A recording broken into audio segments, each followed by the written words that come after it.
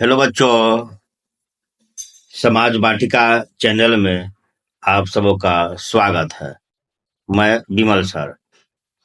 आज हम NCERT book कक्षा 7 भूगोल विषय के चैप्टर नंबर 2 का अध्ययन करेंगे। तो सीधे चलते हैं चैप्टर नंबर 2 पर। यह है चैप्टर नंबर 2, हमारी पृथ्वी के अंदर।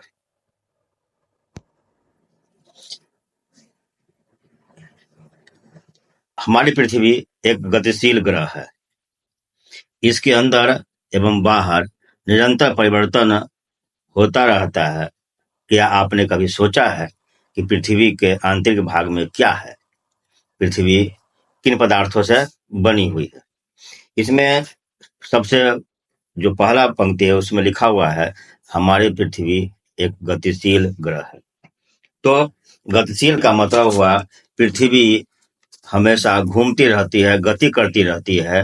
और इसे यानी पृथ्वी के पास या पृथ्वी की दो गतियां हैं। एक घूर्णन गति या उसको दैनिक गति कहते हैं, और जिसे इंग्लिश में हम कहते हैं रोटेशनल मोशन। दूसरी गति इसकी है परिक्रमण या परिभ्रमण या वार्षिक गति, जिसे हम इंग्लिश में कहते हैं रेवोल्यूशनरी या रिवोल्यूशनल मोशन। पहला दैनिक गति, तो दैनिक गति से रात दिन होते हैं, तथा परिक्रमण या परिभ्रमण गति से मौसम में चेंजिंग या बदलाव होते हैं। आगे इसमें देखते हैं हम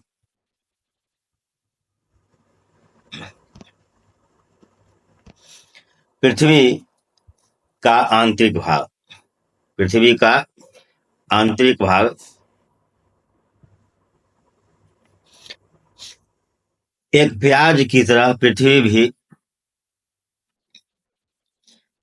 एक के ऊपर एक संकेंद्री परतों से बनी है। पृथ्वी की सतह की सबसे ऊपरी परत को पर्पटी कहते हैं। यह सबसे पतली परत होती है। यह महाद्वीपीय संहति में 35 किलोमीटर एवं समुद्री सतह में केवल 5 किलोमीटर तक है।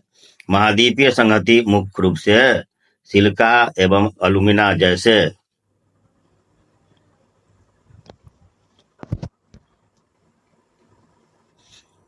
खनिजों से बनी है, इसलिए इसे सियाल या सियाल, सिलिका अल्युमिनियम से बना हुआ है, सियाल या सियल कहा जाता है।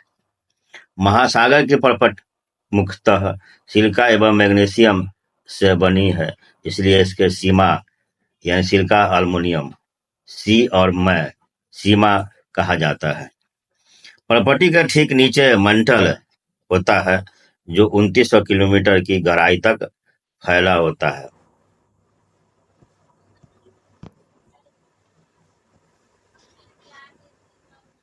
इसकी सबसे आंतरिक परत क्रोड है।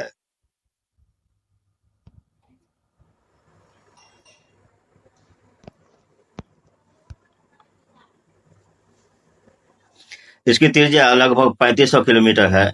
यह मुख्यतः निकेल एवं लोहा की बनी होती है, इसे नीफे कहते हैं। केंद्रीय क्रोड में का केंद्रीय क्रोड का तापमान एवं दाब काफी उच्च होता है। इसे हम इस प्रकार से हम समझ सकते हैं।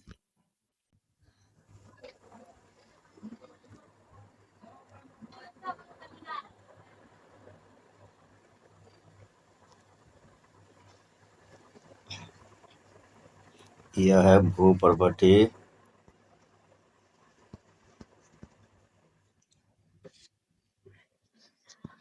Earth crust.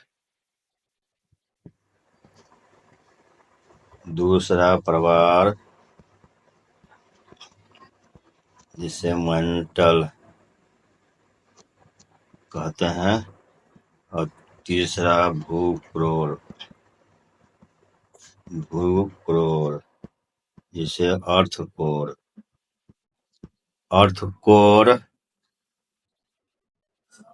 कोर कहते हैं। तो यह जो है यानी सबसे बाहरी जो परत है वह पतली परत है। यह स्थल खंड में 70 किलोमीटर तक इसकी थिकनेस चौड़ाई है और समुद्री भाग में मात्र 5 किलोमीटर तक है। उसके बाद बीच वाला भाग जो है वह मंटल होता है, जो यानी 70 किलोमीटर से लेकर 2900 किलोमीटर तक, यानी भूप्रपट्टी जो है वह 5 किलोमीटर भूप्रपट्टी 5 से 70 किलोमीटर, प्रभार 70 टू 2900 किलोमीटर। अंदर का यानी 2900 से लेकर 2900 टू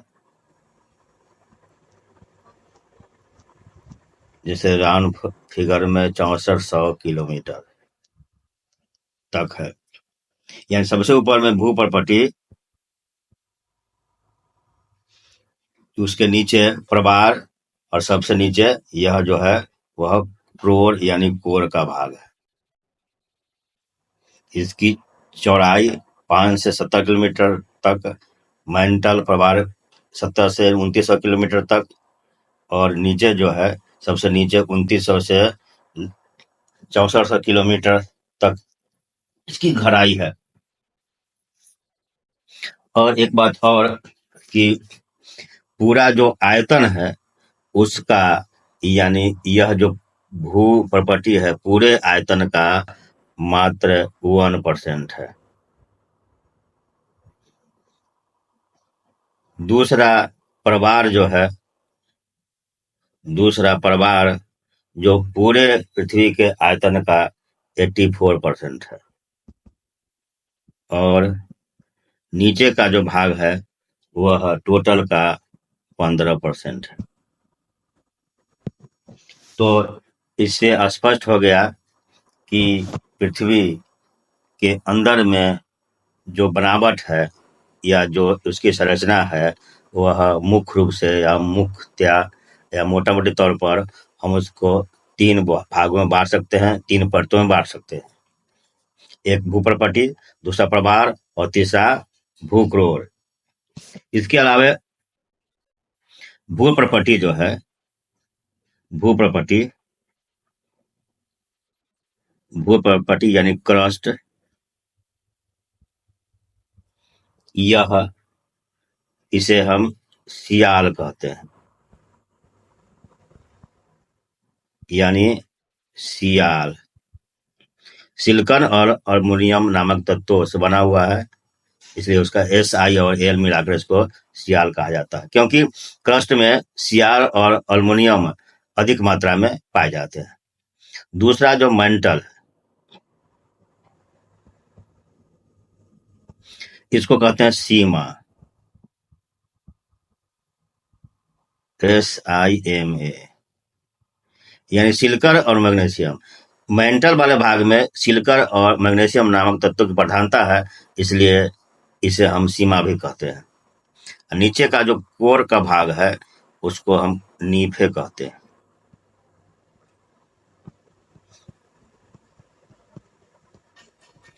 क्योंकि इसमें यानी निकेल और फेरस यानी लोहा, निकेल और लोहा नामक तत्व की प्रधानता है, इसलिए इसको हम नीफे कहते हैं। तो क्रस्ट जो है वह सबसे पतली है और इसे सियाल भी कहते हैं, और यानी SIAL, और यह मुख्य रूप से ठोस अवस्था में है, सॉलिड है। दूसरा मेंटल, जिसे सीमा कहते हैं और इसे प्रभार भी कहते हैं, और यह सीमा यानी SI और MA से मिलाकर बना हुआ है। और यह जो भाग है वह तरलीय और ठोस दोनों मिलकर बना हुआ है। यानी सियाल के तरफ से नीचे जाएंगे तो ठोस भाग मिलता है और धीरे धीरे यह तरलीय होते चला जाता है। और सबसे नीचे जाते हैं तो नीफे का भाग जो है वह फिर जो है यह ठोस अवस्था में है, सॉलिड अवस्था में नहीं है। तो ऊपर में सॉलिड है और सबसे नीचे भी सॉलिड है और बीच में तरलीय भाग पाए जाते हैं। तो यह है यानी पृथ्वी के अंदर की बनावट।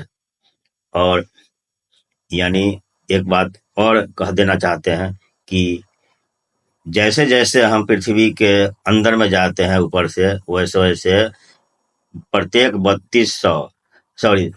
32 मीटर पर जो है 1 डिग्री सेंटीग्रेड तापमान बढ़ जाता है। तो यह स्पष्ट हो गया कि यानी पृथ्वी के 3 लेयर है, ऊपरी, मध्य और सबसे केंद्र का भूप्रपटी प्रवार और भूकोर या भूकोर, अर्थ कोर। और इसी प्रकार जो है यानी इसे सियाल, सीमा और नीफे भी कहा जाता है। और यह जो है ऊपर का ठोस है, नीचे बीच का जो है वह तरलीय है और सबसे नीचे का भी है वह भी ठोस है। और यह जो भूप्रपटी है टोटल आयतन का यह 1% है और बीच का जो प्रवाल है वह 84% है और नीचे का जो भूकोर है वह 15% है।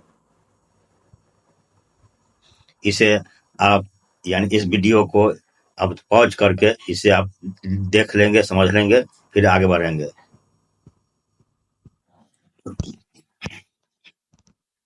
यहाँ भी समझाया हुआ है कि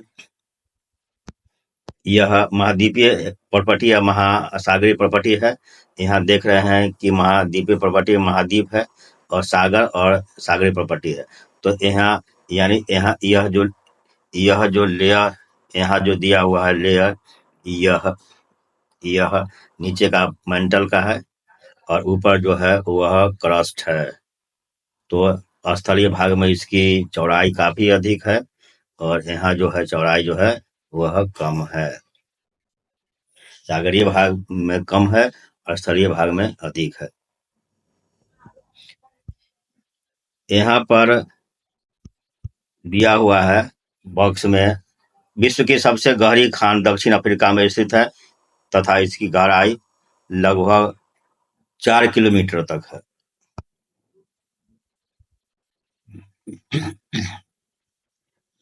तेल की खोज में इंजीनियर 6 किलोमीटर गहराई तक खोज चुके हैं। पृथ्वी के केंद्र तक पहुंचने के लिए, जो बिल्कुल असंभव है, आपको समुद्र सतह से 6000 किलोमीटर गहराई तक खोदना पड़ेगा।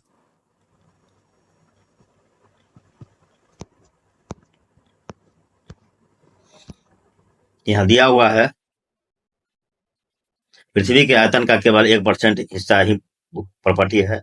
84% मेंटल एवं 15% जो है वह हिस्सा कोर का है। पृथ्वी की त्रिज्या 6371 यानी 6371 है और इसे राउंड फिगर में 6400 किलोमीटर भी लिख सकते हैं। तो यह हमारा पृथ्वी के अंदर की बनावट है। तो हम आशा करते हैं कि आप इसे अच्छी तरह से समझ गए होंगे। अब आगे यानी शैल एवं खनिज